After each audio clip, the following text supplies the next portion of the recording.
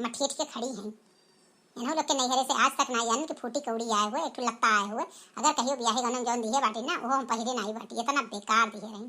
कैसन ये वो बच्चा एक तो हर नैहर हुए सर्वस धन की मने हम का बताई, इतना आवत हमार घर भरा रहा था। का भाई काहे तो दुनिया ने मुंह लटकाए खड़ी बाटी, का भाई आके बोले दो बूढ़ा के कोनो बात नहीं।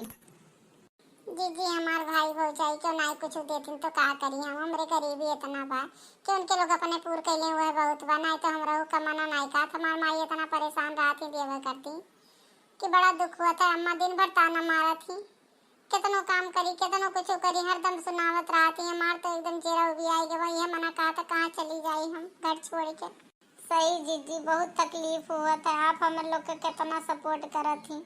और तो ने पम्मा हरदम क्यों सामने इज्जत उतार लेती, एकदम लोग शर्म से पानी पानी हो जाए। का करी हमार तो गरीबी इतना बा कि हमार मातारी अकेला बा, बाप है नहीं बा, भाई बा वो बेचारा अभी छोट बा ना, कमाई धमाई कोनो चीज बनाई कि दोनों जने खर्चा पालब समझ लो वह बहुत भारी चीज बा। एक दूसरे का कैसे उनके लोगन अपन जीवन निभात बाटी ना बता।